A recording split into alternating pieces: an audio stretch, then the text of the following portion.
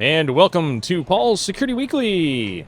This week, the hosts discuss North Korean laptop farms, chip maker patch Tuesday, Red Mic, and our initial takeaways from Zero Trust World. All that and more on this episode of Paul's Security Weekly. This is a Security Weekly production for security professionals by security professionals. Please visit securityweekly.com/subscribe to subscribe to all the shows on our network. Broadcasting live from G-Unit Studios in Rhode Island, it's the show where exploits run wild, packets aren't the only things getting sniffed, and the cocktails flow steady. It's Paul's Security Weekly. Imagine a world where every threat, ransomware, supply chain attacks, zero-day exploits is stopped before it can even begin. ThreatLocker makes that world a reality with a zero-trust approach to cybersecurity. By giving you granular control on every executable that can happen in your environment, ThreatLocker protects your business around the clock. No more guessing, no more gaps. Just rock-solid protection that keeps your operations running smoothly and your data secure. Discover how ThreatLocker's least privilege approach can safeguard your organization against known and unknown threats. Take the first step towards total peace of mind. Visit securityweekly.com/ThreatLocker today. Coming to you from Zero Trust World in Orlando, Florida, this is Paul's Security Weekly number 862, oh my word, being recorded on February 19th, 2025, and airing February 20th, 2025 as well. And we're also coming to you live for something new and different. I'm your host this week, Mr. Larry Pesci, and I am being joined from left to right, Mr. Lee Neely in the flesh. Yeah, good to be in the flesh with these guys. It's been a while. And we also have Miss Mandy Logan. Why, thank you. And it's fantastic to be together. And we've never recorded, actually, all of us at one table. This is new. Yes, it is. Well, I mean, some of us have, but... Well, I guess in the studio, right. In the studio, or it's been a long time since I never did. Yeah, it's been a long time since we've been at an actual conference doing this, too. And We've popped her cherry. Last but not least... Wow. This is how this is going to go. All right. Okay. Last but not least, Mr. Jeff Mann. Corporate execs are off doing something else, right? As far as I'm concerned, this is Larry's Security Weekly this week. I mean, isn't it glad we're inside? Isn't it always? Yeah. It's really raining right now. Oh, man. Yeah, I was over in my hotel room just a few minutes ago, and I had to run through the pouring rain, and so yeah, I'm a little wet. But you look amazingly dry. I put on a sweatshirt and a jacket and stayed reasonably dry. Cool. But the pants, not so much. Whatever. We're here. We're having fun. That's all that matters. That's why the table's there. All right. Sure, hopefully. Hey, before we get into it, we have one announcement. Security Weekly listeners can save $100 on their RSA Conference 2025 full conference pass. RSA Conference will take place April 28th to May 1st in San Francisco and on demand. To register using our discount code, please visit securityweekly.com/RSAC25 and use the code 5U5SECWeekly. Hope to see you there. That's the letter U, not YOU, yes, but the letter U. Yep. 5U5. Yeah, it's elite speak for sus. 5U5, right? I guess. That's very true. I was trying to figure out what they were going for. I had no idea. Cool. At least they weren't offering 15% off the pen test curriculum. That happened to a company that I know and Lee has participated in before, and the discount code was PEN15. Guys, you might want to rethink that. Perhaps they didn't think this through. No, they didn't. Good times. All right. Hey, so digging right into it, we're clearly here at Zero Trust World, and we've been graciously invited by our hosts, and been doing all sorts of fun interviews and all that type of stuff. So wanted to get everyone's sort of take on Zero Trust World. I mean, I think none of us had ever been before. So first timers for all of us. Pretty sure. Yeah. So. What do you think? I'm gesturing. I'm receiving a gesture that I should start. Not that gesture, Jeff. No. Didn't really know what to expect coming into this, but I've been walking the main floor here where there's obviously ThreatLocker's got a big area, but they've got maybe 20 or so vendors which I found interesting that there's vendors at like a vendor event. Yep. So one of the questions I was asking a lot of the vendors is, why are you here? Yeah. And just between that and just hearing conversation at all the different tables out there, I've heard and I'm experiencing on my own that for a vendor conference, this is much more manageable, which I agree. The size wise is kind of like, we would remember like a DerbyCon or a ShmooCon. Yep. Yeah. So much more manageable in terms of the people. It seems like most of the vendors are supporting not necessarily end clients, but a lot of MSPs, a lot of MSP focus. I was just having a conversation. I don't remember the name of the vendor and probably shouldn't promote it on air anyway, but they were talking about what they do in terms of IT things and basically securing all the IT things. And they were like, well, we kind of do a lot of the security stuff before security. I'm like, so you kind of do a lot of the securing of the things before Interesting. security kicks in. And that's, to me, the big takeaway of that's what the focus is here. That's what the attendees seem to be. Mostly IT folks that are trying to wrestle all that stuff that we always lament week in and week out that Yep. isn't getting done before you ever get to catching the bad guys and detecting things in your network. Interesting. So I'm encouraged by that there's a lot of focus, especially MSPs tend to be focused more on SMBs, not a lot of enterprise talk. Mm-hmm. It's a lot of SMP. How can we help you? We're here. We're human, Yep. which I kind of like. Yep. So thank you, Threat Locker, for letting us be here. Personal thank you from Jeff Absolutely. Mann, Yep. which I don't give out easily. Now, so not only do they have sort of our vendor area and sort of mingle space and so forth for all the various vendors, and the vendors also, there's another podcaster here as well. They've got some recording space for other media folks to do their recordings with some book time, and of course we've got our space here. But they're also doing workshops, Yes. and they have a bunch of talks, and they have at least one talk track. Did I think anybody there's make it? 4 talk tracks. Oh, geez. I've gone into some of the hacking labs, Okay. and I only got to participate in one, and that was the Rubber Ducky lab so far. I was going to say for those considering attending that I think the ease of use, like the coordination efforts for everybody at Zero Trust World, I've been really impressed with. And I think the setup, the layout, even the food management, all of the things that are provided, it reminds me of RVA Sec, aside from Derby and from Cactus Con and things around that side. I personally found at least 80% of the talks to be extremely intriguing, and I would like to have gotten the chance to attend. Yep. I believe they are also streaming. Oh, I'm going to guess right. that they may be available. Some of them are recorded, yes. Some are Notes on recorded. the ones that are not. Yeah, there are a few that were not recorded. The other thing this morning I found very interesting, getting over here about 7:45, were the amount of practitioners lined up for the Cyber Hero certification exam.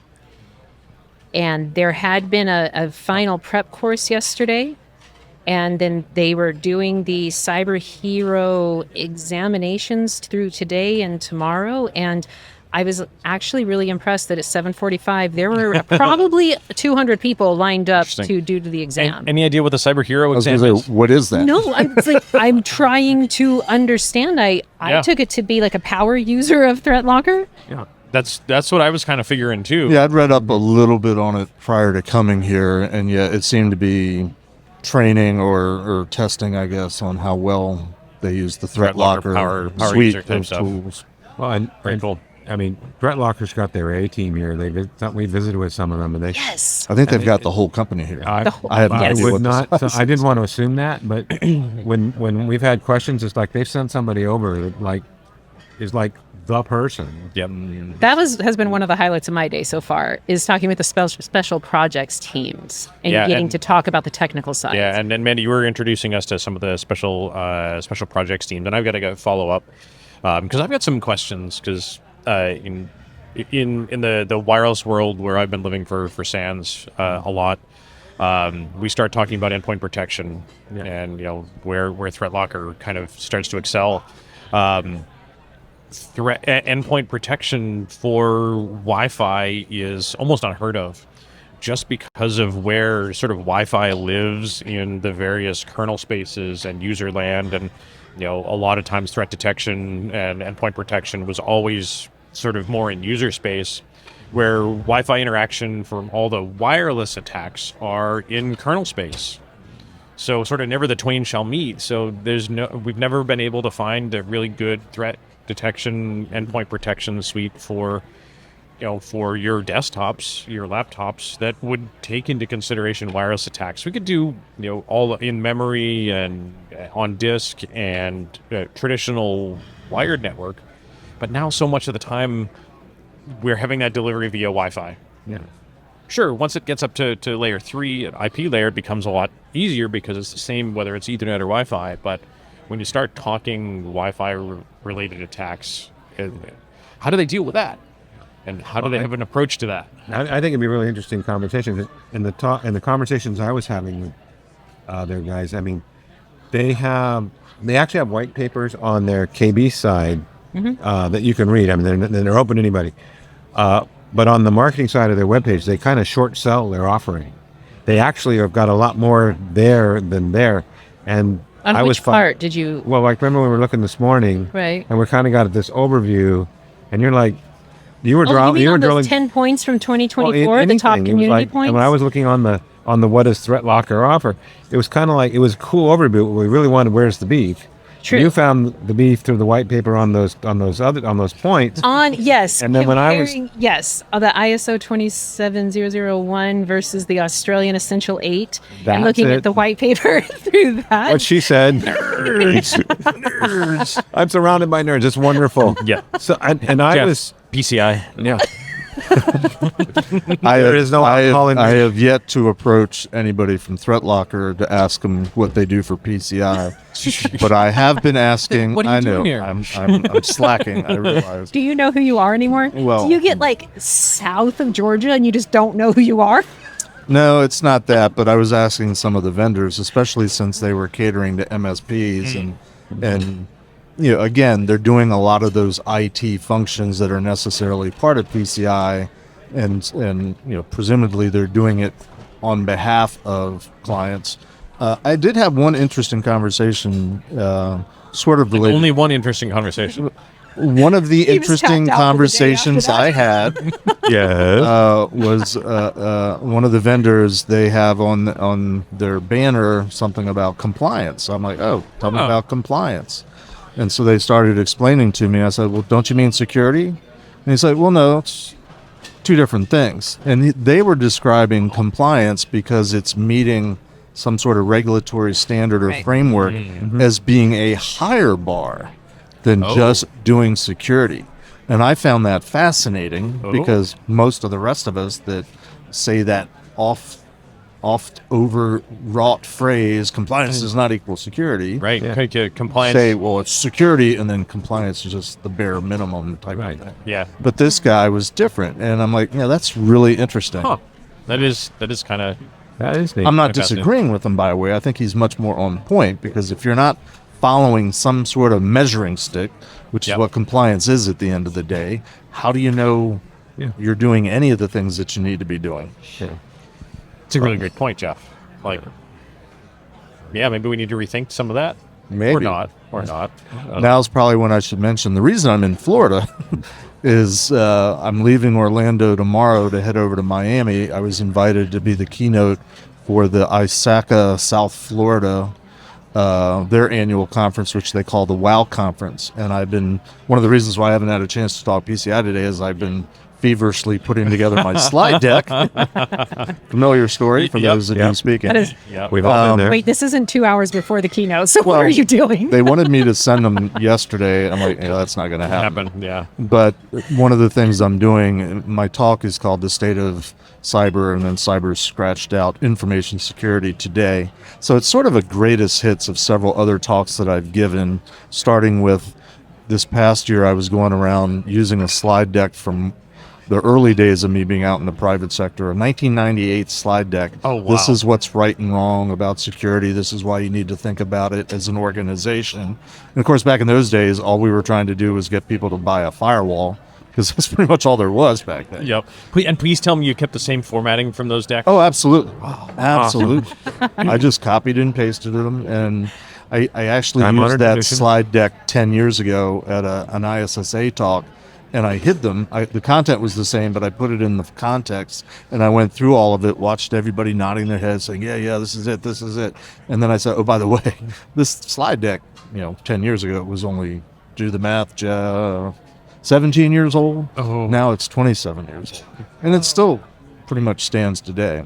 That's crazy. But what's new in my talk is that I'm trying to put together some talking points of things that just irritate me and I don't think help move the ball forward. Things like compliance does not What equal really security. grinds Jeff's gears? Yeah, there's a lot. So I'm thinking, Actually, zero trust is one of the things on my list. I was going to say, like, How did I know that? How did you know? I'm curious on everyone's take on using denial by default instead of zero trust. default deny. Yeah. That's a little more what we're going after. And actually, it was something we came out this morning in the conversations. With 'cause I was like- David from yeah, because Trello, I'm we like, discuss that. I've made no secret. I don't like the phrase zero trust. Right. I like what people are trying to do with zero trust. I just hate the term zero trust. It doesn't. Right. It doesn't work for me. But and Well, that's I what he did said. go That's when he came. around. He said, "How about default deny?" And I thought, "Hey, wait, that's way better." Right. I did go around and I didn't ask every vendor, but I just asked them on my second pass, so what is zero trust? And of course, they immediately jumped into like their product pitch. I'm like, no. Define zero trust. What is it? And I started getting a variety of answers. You're that guy. You're that guy. I Jeff. am that guy. I Yes. love that. Well, You remind me of Mike Poor back in the day when Sands used to have the sort of the trade shows at night and stuff, and he would go in and take a bunch of students and would ask vendors brutal questions and see what the sales drones would come up with for stupid answers. And it was a great show. Well, it was. and I'm not trying to trip anybody. I said Right. I said there's no right or wrong answer. I'm not trying to trip you up. It's not a trick question. I'm just curious on your company's take on zero trust, since you're here at this thing called Zero Trust World. Yep. I'm just trying to get how people define it.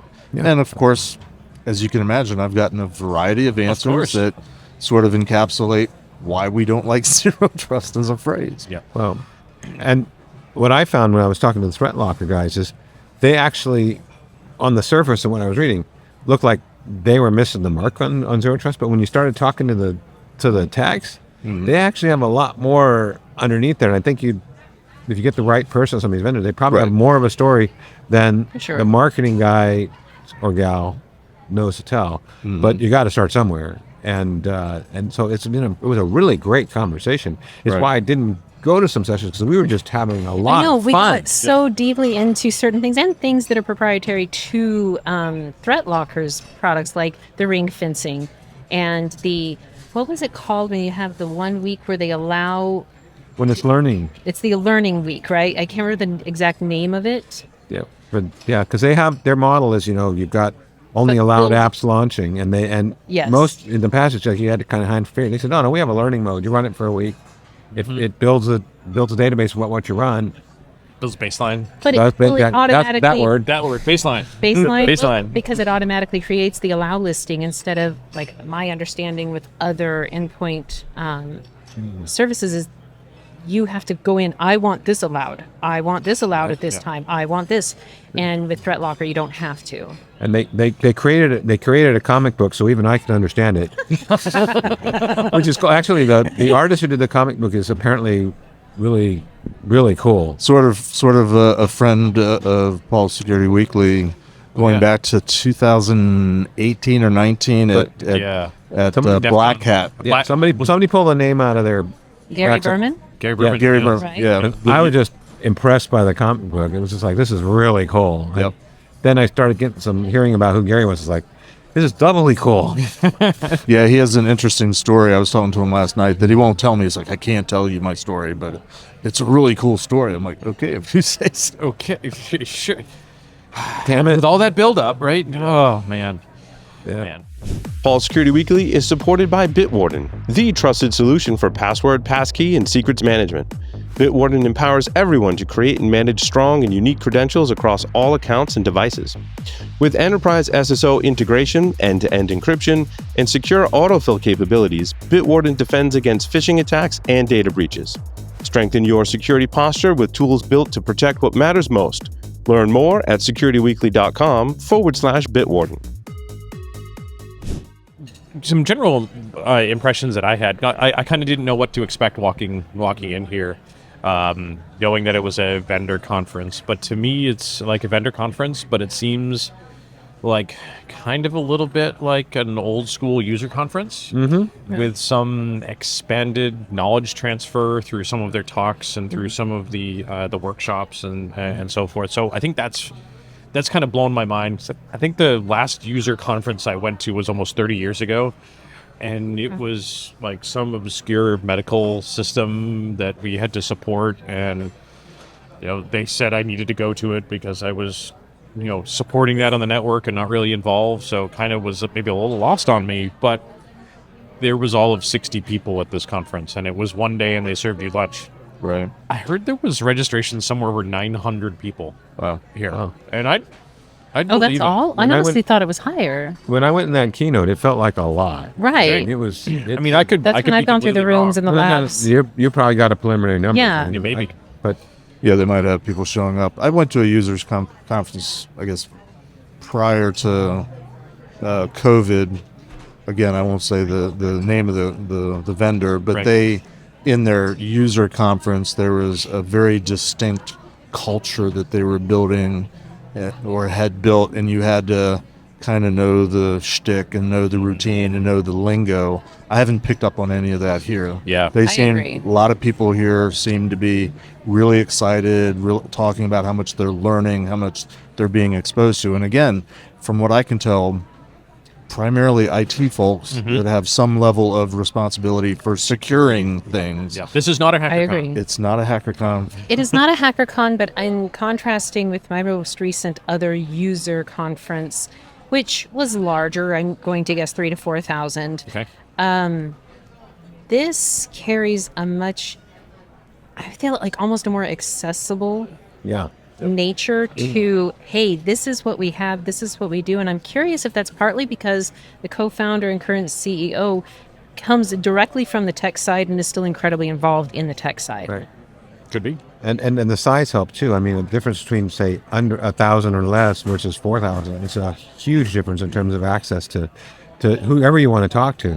Sure. I mean, it actually feels the good energy in here. I mean, I agree. it doesn't feel crowded or rushed or any Yep. of those things. And Yeah. Oh, and what everybody seems friendly and eager to learn. And I kind of didn't expect to see anybody here that I knew aside from the Security Weekly crew. I was wrong. yeah, Really? in a good way. Yeah. Yeah, I've run into Same, a couple I've run people. into. Yep. Or at least faces I recognize. Then I go up and start talking to them and Yep. figure out where do we know each other from. Gary being one of them. Yep. Yeah. He And- stood up behind me last night. I was sitting at the opening reception, and I recognized him upside down. Nice. You know, Nice. So like, I totally didn't expect to run into G. Mark Hardy here, but I saw G. Mark yesterday coming out of the elevator and ran into him and talked to him a little bit again today. And was Sweet. it Sean? And I can't remember where Sean is from. One of the industry analysts that I met at RSA. Didn't expect to see him here, and well, he's an industry analyst, so why wouldn't he be here? Type of thing. So. I Several learned other something. podcasters, but we don't need to promote them on air. Oh, come on. But they're friends. They're still our brethren. Yeah, Right, well, right. Sister- For now, There's plenty of bandwidth to go around, Jeff. yes. it doesn't seem that way sometimes. But I learned something talking to the vendors that had nothing to do with Zero Trust. I didn't realize that CompTIA had split off their certification business. They sold it off. I did some over here that There's a At a group here distance, called one of the- GTIA.org. yep, and they're like the rebranding of CompTIA. Yeah, and Yep. It's nice GTA. guy actually. GTIA. .org. GTIA. Yeah. Okay. Yeah. Golf Tango India Alpha for those And like I retired said, I had military no out there. clue. I mean, I used to get CompTIA's smart brief in my work email every day, and it sometimes had cool stuff, sometimes it's DBR, but whatever. And now you don't get work email anymore. Yes. And yet he's still here. I know. Well, Yeah. doing it for the passion. Hey, you got to do your passion. And the What free you trip got? to Orlando didn't suck either. No. No, well, I'm curious on your take. Do you feel that people are nicer here because we're around all the Disney properties? I don't think so. No? No, You don't think it's the influence of the Magic Kingdom? No. Okay. No, because I know there are people here that I thought I saw Tinkerbell earlier spreading a little fairy dust, though, so maybe. Really? No. That was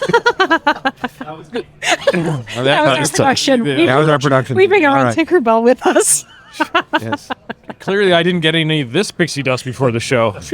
Oh wait, wrong. Never mind. You're using that word. Moving I don't along. think that word means what you think it does. Yes. Exactly. Yes. That's a slide in my talk. Angel. Wait, no. Never mind. Yes. Moving along. Oh, that reminds me. Do you remember when you used to grab the acetate from old talks and slide them together to make a new talk into physical slides? On the overhead No, projector? I don't think Yeah, I I ever did a did talk with that. one of those. Yeah. I used But to I- have a library, like a shelf full of them, and I would be pulling. That is an ancient memory. I did see Cliff Stahl do a keynote several years ago, and Yeah. he was On using an acetate, yeah. overhead An projector overhead with, projector, yeah. with the With the clear- acetate slides. Oh, yeah. Yeah. Yeah. Wow. And I'm like, that, By the way, that's none of those slides I did 30 years ago exist anymore physically. Okay. But it was actually it's probably just as well if I would actually see what they are instead of using my memory, which is jaded. They're probably not as cool as I think they are. I bet they are a very sad loss to the world. Yes. Thank you. I'm sure. The earth cries. And it's only because it's plastic. Yeah. The earth will cry for millions of years. Yeah. Yeah. Lee contributing to microplastics and everything. Thanks, Lee. Thanks, Lee. Yes. I know. I'll be doing penance. I'll do a bunch of recycling later. It's okay. Okay. All right. Good.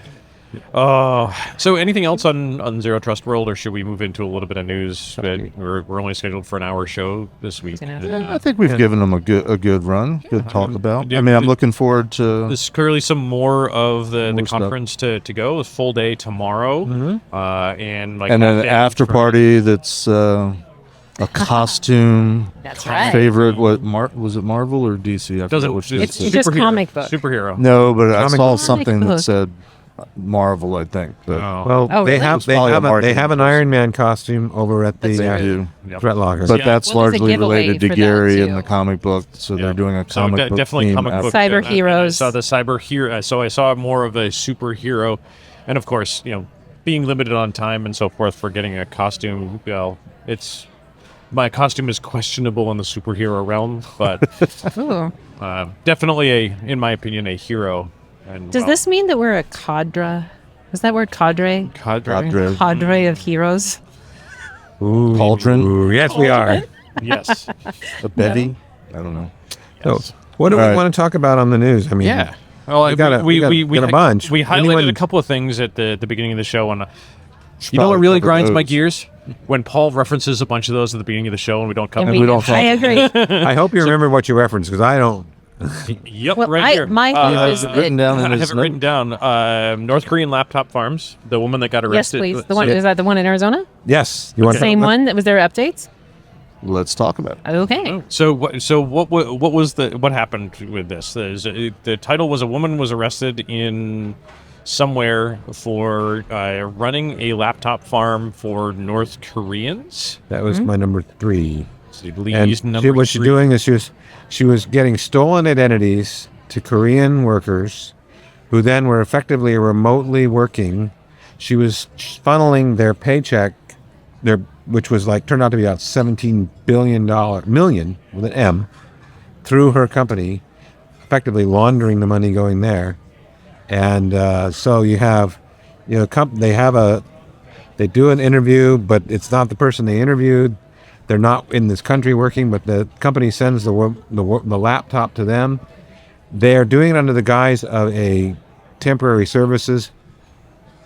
And I'm trying to think of a contemporary company that offers this, but all I can come up with is the old reference. You remember the Kelly girls that would provide you staff when you needed them? I know they're more than that, but I'm old. like staff aug type of. Yeah, exactly. Man So tech, that's the kind of, something so like it's like you're augmenting staff. Here are these folks you don't realize, and you never see them physically. So they're not checking their identities thoroughly. They're not, they're remoting into the company laptop, which that should be. Was the concern simply that they were doing this illegally in terms of illegal workers, or were they suspected treason. of Well, I think it's a little bit of all enhancements being added to the I think laptops? it's probably. I mean, I All think the probably above. the arresting was about the illegality of the stolen identities, the misreporting of stuff to the IRS, and Yep. yes, see, money laundering. money laundering. Money laundering was well when we covered it originally when the arrest was made, because now she's pleading guilty. But I think we covered it about a year ago, maybe more, when the arrest was originally Oh, made. wow, okay. And thinking back on that time period, I believe it was also evidence of creating all of the fake profiles on LinkedIn, creating completely fake identities, the laundering, and it somehow I think had Ukraine ties. Oof. That part of the laundering and the millions of dollars in pay that was working. I don't remember all of it, but I thought it was... That's ringing a bell. Yeah. Right. Yeah. And what Yeah. what struck me is this is just a few weeks ago, I saw a presentation from Entrust, and let's not turning this into a product, about what they're doing in terms of identity validation and the available. You're not only doing aliveness checks, but like when they do a driver's license as an, there are 40,000 checks done on that before you get to connect to the bureau that issues it and see if it's legit or whether it's passport. So like, there's a whole bunch of crap you can do to make sure that's really Jeff trying to be Jeff. But it's all really new, and I'm not sure we're doing it yet. So I'm like going, Wait, where were you getting that from?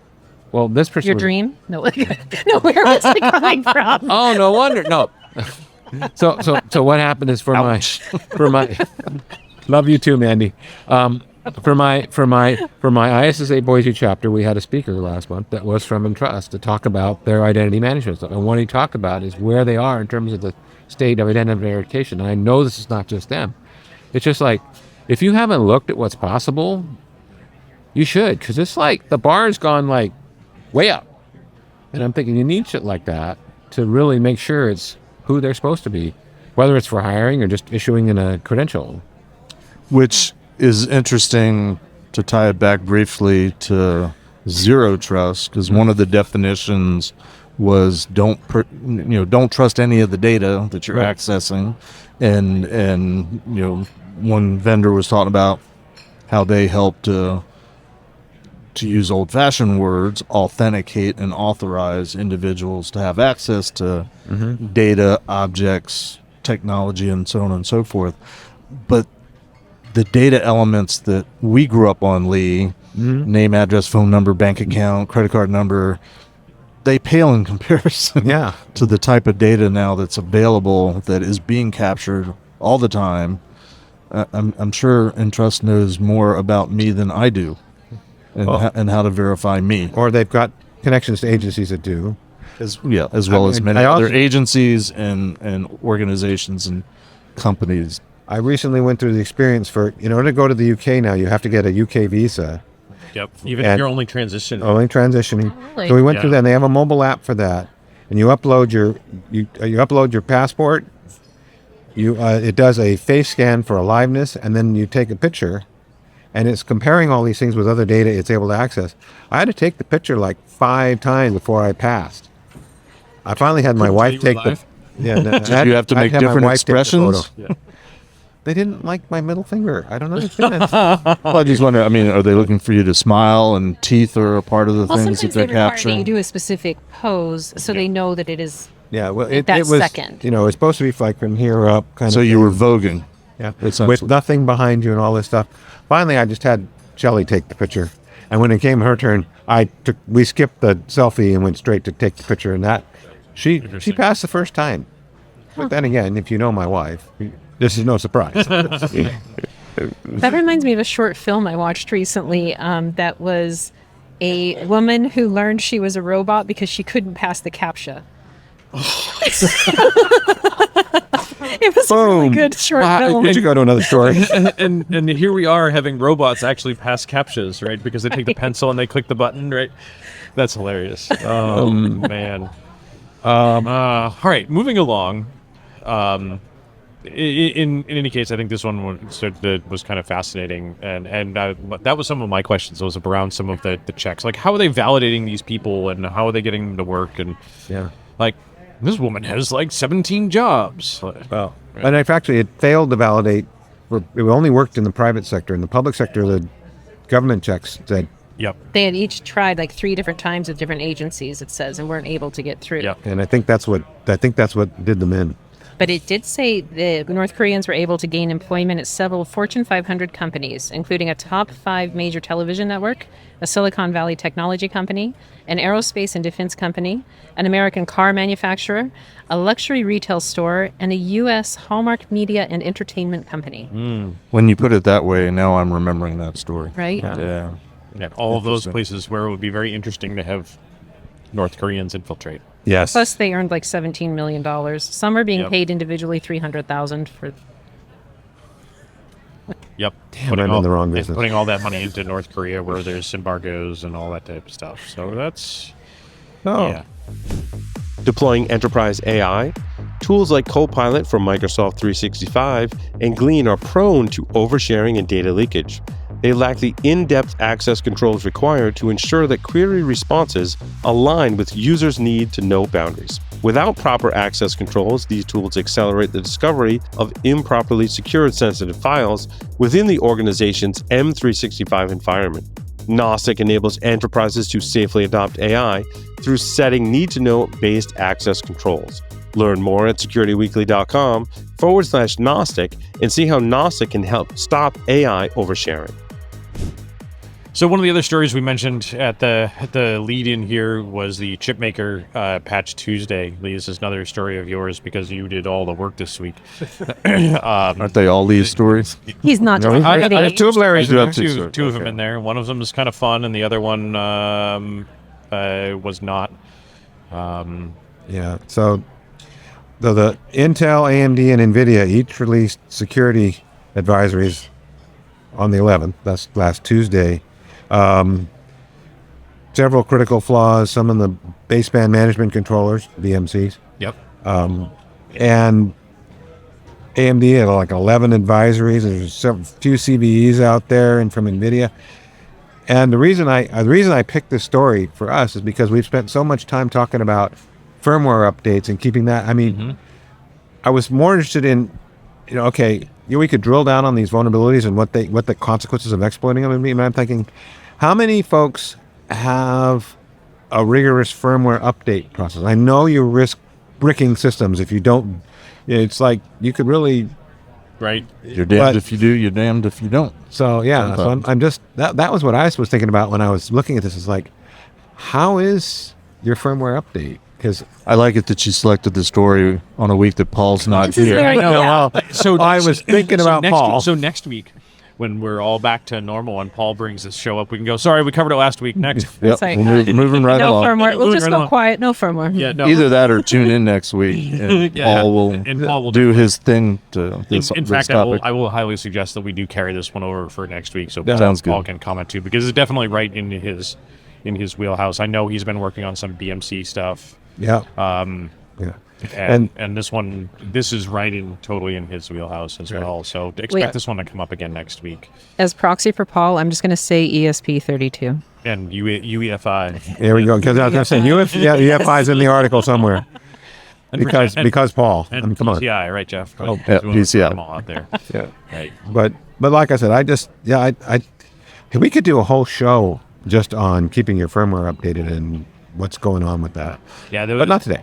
And so you Lee, bring up this comment about like how are you doing your firmware updates and all those types of things. And I was hearing a story last week, and it was one of those folks in a person in an organization responsible for securing all of their infrastructure, and I want to say it was OT, critical infrastructure type environment. And they were able to do updates to like firmware on networking gear, but they had a total of 8 minutes a quarter. They could have 8 minutes of downtime. Whoa. And they would have to do the updates, and at the 5-minute mark, if it had not succeeded, Roll they back. had to roll back. They're backing it up. 5 minutes, and I'm thinking it was a longer period of time than you'd think. Like, it wasn't 8 minutes a week, it wasn't 8 minutes a month, it was like 8 minutes a quarter, if not maybe every 6 months that they got to do this. Wait, and recover the key points on that. So, person in an organization that was responsible for doing security.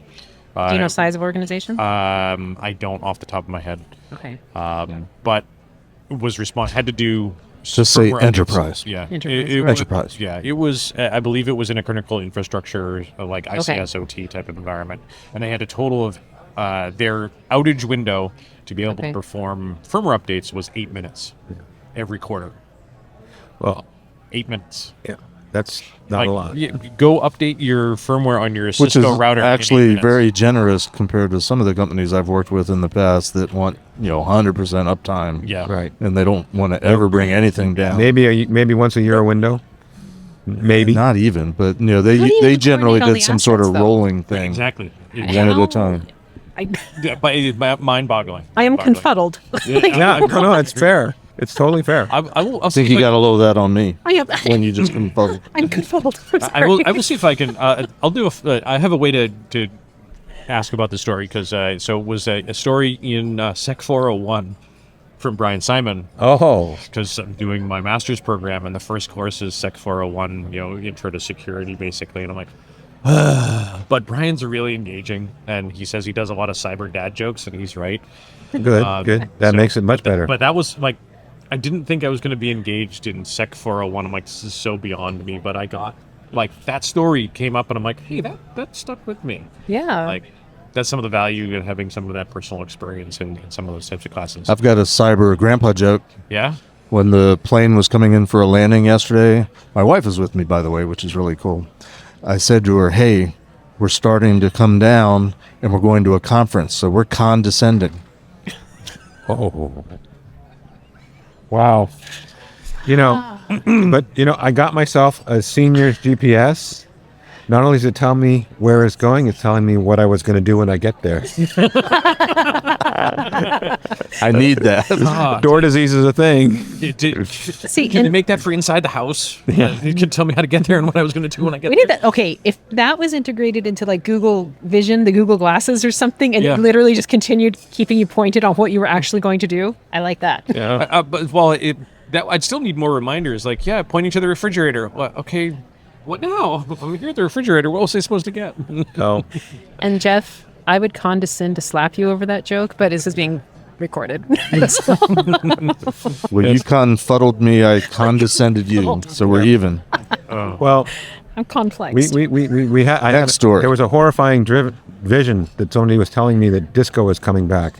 At first, I was afraid. I was petrified.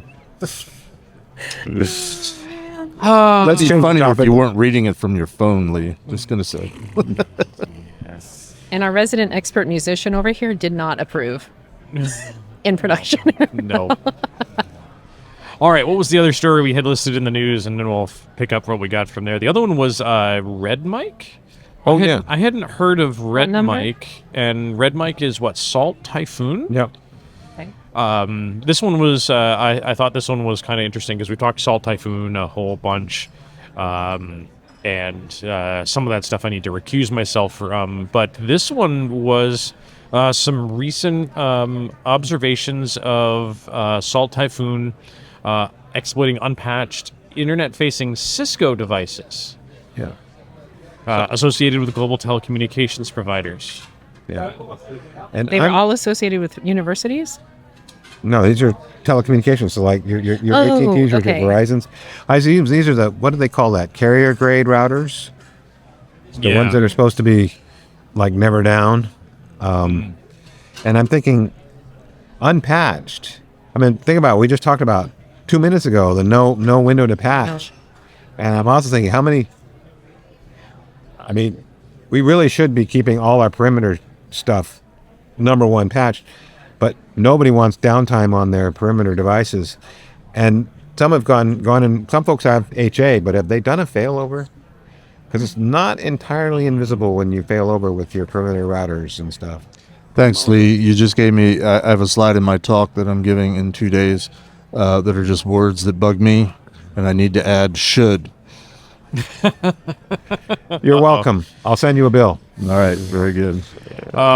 So a couple of things that drive me nuts about this article a little bit is now the insect group. Insect. Yes, that's what I was just reading too. Insect group calls this red mic, which is also Salt Typhoon, which is also known as Covert Network something, maybe also Quad 7. Do any of them have logos, or did we get over that? No, they don't have That's logos. something Do they else have I a need theme to add song? in my talk is No, logo. they don't. No, Do they have no. swag? I hope so. I mean, we could get swag, but Make like, swag. here we go again with the naming and Oh, yeah. So the vulnerability was found in the web UI in Cisco iOS XE software. you were right. Used it to gain root privileges and then reconfigured the device to create a GRE tunnel to maintain access. That's old school. That is really old school. Wow. Everything like- old is new again? Yeah, but the thoughts here are like, could we detect a new GRE tunnel spooling up from our network devices? Yep. I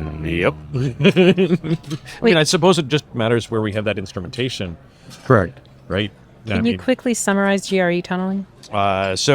Effectively, the ability for us to create a VPN. Okay. So specific network traffic would traverse over specific tunnels like a VPN. It's been so long since I did a GRE tunnel that yeah. But back in the day, there was typically implicit trusts on where the tunnel was originating. Yep. Okay. And so a very common attack would be to, if you got into some place, set up a tunnel out, and it would be trusted out, because why wouldn't it be trusted? It's starting on the inside. Well, when they started, was it usually individual to individual? Device Not necessarily device to device. device. Okay, so it not necessarily. I was conceptualizing it as, this individual decided to try this and did it with one other nerd. I mean, Oh, I mean, instead of individual, replace nerd with router. Okay. And okay. you'd still be accurate. Yeah, you're effectively creating a tunnel of trust between two routers. That now, hey, all that traffic is there, so we're going to keep letting that traffic bypass all these other rules on the firewall because they're trusted by this tunnel. But now we just have other rules. Should we be doing GRE on our networks? It's a known method for establishing these tunnels with a network protocol.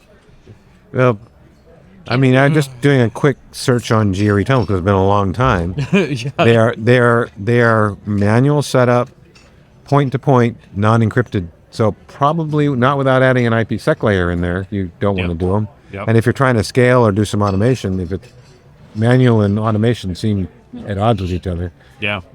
But then theoretically, if that's not your main way of doing things, one shows up, the alarm bells should start going off. Right. And where would it be indicated in modern systems? So you'd see that at like your edge router. Okay. So if you're doing something like IDS, IPS, monitoring your traffic inbound and outbound from the internet. So, traditional design for IDS would be you have a router, You the can take that internet, closer. the internal, and the DMZ, and you have a sensor at all three of those points. So you could correlate, hey, new traffic coming in and or out from that router. Going out from that router, if that router all of a sudden established a new GRE tunnel, you could observe that outbound with that Right. sensor, which That- is now unusual behavior because it doesn't meet your baseline. Yeah, and I seem to recall the part of the appeal with GRE tunnels. This is an old memory: is that they were low overhead. They weren't expensive, which made them appealing for the network team because you aren't going to chew up the router trying to do this out in tunnel. Yep. Yeah, that sounds vaguely It feels like a memory. It's been a hot minute, so I'm not positive. But I remember there was a talk at DEF CON more than a decade ago where they kind of pseudo got permission, but they hacked the entire DEF CON internet network, where they effectively compromised the Cisco router at the edge of the DEF CON network and created a GRE tunnel effectively for all of the traffic coming out of the DEF CON conference network to another place where they could intercept it and then sent it back so it would be going outbound of the DEF CON network. So they added effectively another hop. And I've used this attack as well. We many years ago did a pen test for a company that had default credentials on their external Cisco router, and we were able to create a GRE tunnel and create a GRE tunnel from their external to my basement through my, give you a date on this one, my PIX firewall. Wow. Okay. And the only reason I had a PIX firewall is because it had been retired from somewhere else and replaced with something more modern. So rerouted it through my PIX and then routed it back to them. So so basically all of their internet traffic went through my So basement. that's 2000s.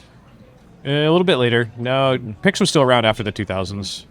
This This seems was to be when they were introduced and in their prime. yeah. So what's So yeah, okay, you're aging right. probably in Yep, maybe up into the teens. Thinking about that, it was prior to that. It was prior to that. So it's probably 13 years ago. Okay.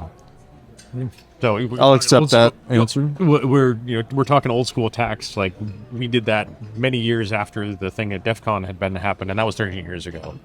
So Mandy looks like she has something to say. Okay, so since I don't know about GRE, and we're looking it up, and Lee is helping me here with some resources, but so it's literally generic routing encapsulation. Okay. Apparently. And Yeah. You were reading it. The reason why he hadn't told you what it stood for is because he didn't. Actually, it's from the Cisco discussion group. Oh, even better. yes, but I love how it literally says when we use GRE. GRE is used when packets need to be sent from one network to another over the internet. Whoa. That is the most generic. No way. Dude. Sounds a little TFTP to me. I don't know. That sounds 1994 to me. This sounds like something Spicoli would say. Dude, the internet's in the computer? What? Whoa. Why don't we need AOL? I've got a computer. You just put the disc in it, right? And then you got it all. Yeah. The and what? then you can the disc. The Well, what? this that you got in the mail. The disc you got in the mail, right? Yeah. It would be a floppy disk. Thank you. Yeah. I found With The time frame? No, it's a floppy disk. I actually found some AOL online free CDs. It's a the other floppy. day. You don't call it a Floppy, disk. I You know. call it a floppy. Well, and I actually meant CD, so that was on me. I That know. was I know you meant CD, and I'm saying it was a floppy. So Jeff, did you ever store your floppy disks on the refrigerator with a magnet? You put- No, I did not. Did you make disco decorations out of them? No, I still have quite a few of them in those little floppy containers. 3D printed save icons. Mm-hmm. Yep. Kids. Have you ever put your network? There was switches one in the time freezer? I went out and bought a floppy drive that plugged into a USB port and copied all the floppy disks that I had, and wouldn't have filled up like a tenth of a DVD ROM drive. Yep. If you remember those, they came after CDs. Yeah. How long ago did you do that? That was probably 10 or 12 years Yeah, I was ago going to that I say, did that. I would be curious if you did it now, like how much bit-rot, like how many of those floppy disks actually still work. I should try it sometime. I still have them, and I still have the drive. Yeah, interesting. See if they still work. I might have an available USB port I could plug into. You probably need a USB-C to USB-A adapter nowadays, though. Yeah. Well, it was funny, we're already all over the map, but It's fine. I was thinking about going somewhere in the last couple of weeks thinking, I really wish I could plug into maybe it was in my house. I was thinking I should try to plug into my wired network that is still in my house, because when we built our house, that was going to be newfangled and high tech. And I was like, does my laptop even have an Ethernet port? Nope. Nope. Nope. I'm like, Nope. This is all why right. hubs are our Probably friends. a USB adapter somewhere. That's what I've got. A USB adapter. Same. USB-C though is pretty damn fast. So Well, I'm just, because there's a lot of people in my house, I'm often struggling with bandwidth, and I can't go through a call or a recording, a PSW, without losing it for 30 seconds or so. Yep. And I was thinking, I wonder if plugging in hardwired would make any kind of a difference, whether it's Yes. the Wi-Fi. Did you rather- hardwire the Abe Lincoln cabin? No. It's supposed to Not be. at all. It's supposed to be Abe Lincoln on purpose. That's what I thought. No, when I'm out there broadcasting, I use a modem. Okay. You're right. I'm absolutely right. Yes. You're I right. mean, What goes around comes around. my work laptop, I had a wire to it, although most of the things at the house are wireless, but it's one of the few things that's actually on a hard wire to keep the bandwidth constant going there. And with my mesh, I wound up using a wired backhaul because it just stabilized the performance. That was what I did with the wires that were going through the walls. I used that for my backhaul. Oh. We're totally down the rabbit path on this. But one. you're saying I should do it. I should. Yeah, I you should should try it. I should get an adapter. I had That'd to, be cool. I had to do some stuff the other day to do some recording for Sans, and they said, "Oh, the laptop that you're going to do the recording with has to be plugged in via Ethernet because we get better reliability with Ethernet." To your point, Jeff, and I'm like, "Well, the problem is the studio where I'm going to do the recording is fed by a Wi-Fi mesh network, the Ubiquity network, and." I don't have anything wired in the studio where I was doing this that needs anything Ethernet. It's all Wi-Fi to the mesh, which again goes down to the house. I'm like, I wonder. So I took the Ethernet out of the back of the access point and plugged it into the laptop. Wired connection, Sweet. and the backhaul was the mesh network. Yeah. So My mesh network, each of the nodes has an Ethernet port I can plug into if I. So I can. Yeah, here you go, hardwired. yep, exactly. All right. So I find the hardwire at least adapter. two. Then I'll have to start digging for old Cat 5 cables. Let me know. I can box find- full if I'm I'm all send you sure. some. I do too, There's somewhere. There's another place that has a whole bunch. And of it's them. okay to use my 20-year-old Linksys router, right? Totally. Yeah, just make sure it's patched enough to. Never mind. Yeah, never. I'll plug it in and get the firmware updates first. You want to talk about Move It? Yeah, I was looking at Move It and like, I don't know. But so the only other story I had in there I thought was pretty fascinating, and I stumbled across this afternoon. And Adrian and Paul would probably be sort of all over this as well, because Lucas Henkel, no idea who that is developing a software-defined radio module that fits into the Framework 16 GPU module. So the Framework laptop is fully expandable, and I know Adrian has had one for years and loved it, and Paul has at least one now and multiple, and but he's building an SDR module to plug in to the laptop itself, so you can do some high bandwidth applications and so forth. Like Gaming. that's cool. Yeah, That is cool. yeah. Like a laptop company that has extensible hardware that they've opened the development for, so that you can develop your own modules for the laptop. Not my area of expertise, Me but either, would that but it obviate is. the need for the NVIDIA card that's in high demand and now suffering Well, I mean, tariffs so this and one, unavailable? this one's software-defined radio, so wouldn't Different. change different applications. So you're doing radio as opposed to graphics. Gotcha. But my understanding is that the port that is being used would be for what they would normally use for the GPU expansion. So instead of using GPU expansion, they're putting another high bandwidth application of hardware in there for the software-defined radio. So, It's just, Do any of you have familiarity with Blender for the renderings? No? Well, I'm looking at the comments here, yeah, and what are you using for your renderings? Blender. Yeah. and he said Blender, and I like user Michael Matthias said those renderings are so good they make me want to lick the screen.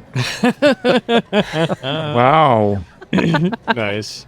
Nice. Yeah. So I am. I mean, Begs the I've- question I've- of what's on the screen. I have heard of Blender. I have Yeah, not okay, used cool. Blender, I hope. but 3D modeling software effectively, but really high resolution. Okay. So it sounds like there's cocktails being shaken behind us, and I'm jealous. Making me thirsty. jealous now. Yeah, exactly. They're eating out dinner in a food line, so there's probably a It's- bar set up somewhere out there. Yeah, maybe. So do we have any other stories that we want to catch in the last 2 minutes here? I don't. Yeah. I'm flying blind here today. Me? If not, I I'm can ask not. a question from Do it. blog post. Do it. Do it. Do it. Okay. Now let me get back to this. So,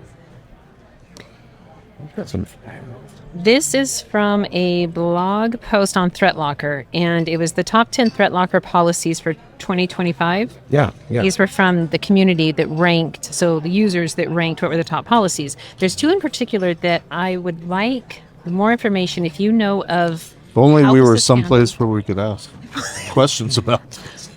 Yeah. But Mandy Life's wants, rough. wait, Mandy wants to It's tell for us about what the two are. Tell us what the two I'm are. going to tell you what the two are, and then I want you to tell me other solutions that you know of for this.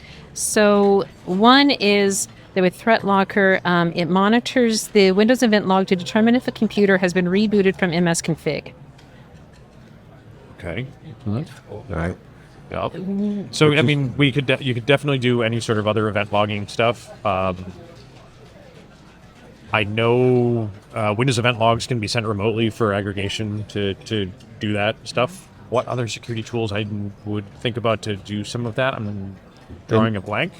So, But And we did earlier too. Like I don't have breadth I know of there's other stuff experience you do. So and wasn't the whole one of the things when you're booting from MS config? It's like you're not only triggering a reboot, but it's a reboot where the local device protection is being disabled. well, it goes to safe mode, doesn't it? Safe mode. Excuse me. Safe Right. mode. That's it. That's what the two words I was missing. So it's kind of important to Because you haven't detect done that. it in a while. Right. out there. Yep. So yeah, No kidding. right in, and we'll ask some other folks too. So what was the other one, Mandy? The other one is it monitors the Windows event log and alerts if the computer is restarted using the system settings.exe. Probably similar type of fashion. I mean, Okay. it's a reboot. There's something in the event log and triggering that there was a reboot, and by what tools? And I'm thinking, if you're changing a system settings, it requires a reboot to activate it, and you didn't do the suppress reboot option, would kind of be a red flag. Because once again, you're changing probably a security setting. It's Yep. probably that Hey, why threshold. did my computer just reboot? I mean, that's it. That's the user Right. though, and the users are really bad at reporting stuff like that. Seems to happen to me on a Wednesday, Yeah. Well, where the it- laptop just spontaneously reboots. While we're recording? Right after patch Tuesday. Yep. that's Yep. no, that's a PEBCAT. Oh, okay. Sorry, So yeah, Mandy, great questions. I mean, what can you use aside from ThreatLocker Right. to do those types of things? I know there's a whole bunch of event log monitoring stuff out there. I am drawing on a blank on any specific product or open source type of thing at the moment. Well, when but I know talked to it's the out there. special projects guys, I asked them the same thing. They're like, we actually don't know of anybody else that does it. Oh, And this is kind of a I'd cool be asking differentiator. some of the fringe Yeah. vendors out there that are, Yeah. tailoring to MSPs and trying to help True. them. I forget who they are, but they're like straight out there. There's one company there I've that way. talked to. I saw MSP on the side. So Yeah. it should be. Well, and I talked to them a little bit. Yeah. Because one company said, we take all the hard parts about IT away from you and make it easy. I'm like, which ones? And it's like, well, the IT stuff. And he started rattling stuff off. I'm like, so like everything? He's like, yeah, we just do everything Just for you. I'm like, oh, that's cool. Cool. Well, we're getting the flashing red light that we're over, and well, we started like 30 seconds late, but let's get it wrapped up, and that's it for this episode coming to you from Zero Trust World. Lee, why don't you take us out? Over and out.